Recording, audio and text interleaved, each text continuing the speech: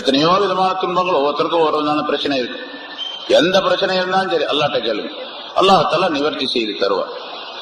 இப்ப இந்த மூணு விஷயம் சொல்லப்படுவதன் காரணமாகத்தான் முன்னால் உள்ள உலமாக்கள் என்ன பண்ணாங்க, ஞானவான்கள், உலமாக்கள், நல்லடியார்கள், இவங்கெல்லாம் அல்லாஹ் தஆலா இடத்துல இந்த மாதிரி மூணு விஷயங்களை கேட்கறதுக்காக வேண்டி சும்மா கேட்காம ஏதாவது ஒரு பொதுவாகவே அல்லாஹ் இடத்தில் கேட்கும் பொழுது என்ன செய்யணும், முதல்ல ஒரு சதகா, ஒரு தர்மம் செய்யும்.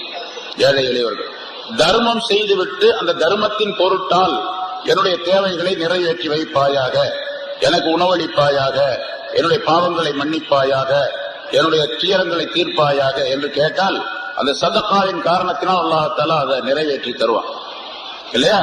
அதே போல முன்னோர்கள் என்ன செஞ்சாங்கன்னு சொன்னா, ஒரு யாசீன் ஓதி முடிச்ச உடனே ஒரு யாசீன் சூரா முழுமையா ஓதி முடிச்சுட்டு வயலையை துருஜாவோன் ஓதி முடிச்சுட்டு, யா அல்லாஹ் என்னுடைய பாவங்களை எல்லாம் இந்த யாசீனின் பொருட்டால் மன்னிப்பாயாக அப்படின்னு கேட்க. அப்புறம் ஒரு யாசீன் ஓதிட்டு கடைசியில எனக்கு உணவளிப்பாயாக, நான் ரிஸ்கை தருவாயாக என்று கேட்கிறேன். மறுபடியும் ஒரு யாசீன் ஓதிட்டு எனக்கு என்னென்ன துன்பங்கள் எல்லாம் ஏற்பட்டு இருக்குது அந்த துன்பங்கள்லாம் சொல்லி காட்டணும் அல்லாஹ் தஆலாட்ட.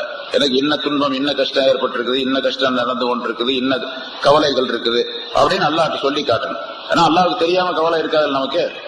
நமக்கு எல்லா கவலை பூரா அல்லாஹ்வுக்கும் தெரியும் இல்ல, தெரியாது அல்லாஹ்வுக்கு தெரியும். தெரிஞ்சாதான் கவலையே வந்திருக்குது நமக்கு. அதனால சொல்லி அவன்கிட்ட சொல்லி காட்டணும். சொல்லி காட்டி அதுக்கு பரிகாரம் தேடிக்கொள்ள வேண்டும். அதனாலதான் சில இடங்கள்ல பாத்தீங்கன்னு சொன்னா 3 யாசீன் ஓதுவாங்க. இப்ப என்ன பண்ணாங்க கேட்டா, ஹதீஸ்ல கிடையாது, குர்ஆன்ல கிடையாது, இதெல்லாம் தவறான காரியம். 3 யாசீன் ஓதுறது பித்அத்து, 3 யாசீன்லாம் ஓதக்கூடாது. 3 யாசீன் ஓதணும் அவசியம் இல்லை, ஒரு யாசீன் ஓதினாலும் போதுமானது.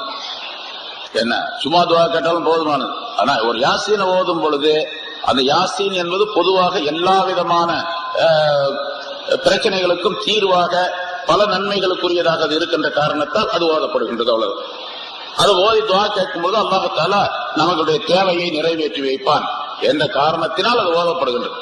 3 தான் ஓதணுங்கிறது கட்டாயம் கிடையாது. ஹதீஸ்ல யாசீன் ஓதணுங்கிறது கிடையாது. சொன்ன ஹதீஸ்கள்ல இருக்குது, இந்த விஷயங்கள் இருக்குது. யாசீன் ஓதுறது அப்படிங்கறதுல பின்னால அல்லாஹ் தஆலா இந்த 3 விஷயத்தை இந்த ஹதீஸில் சொல்லி இருக்கிறது காரணத்தினால 3 யாசீன் ஓதலாம் என்பதாக சொல்லப்பட்டிருக்கின்றது.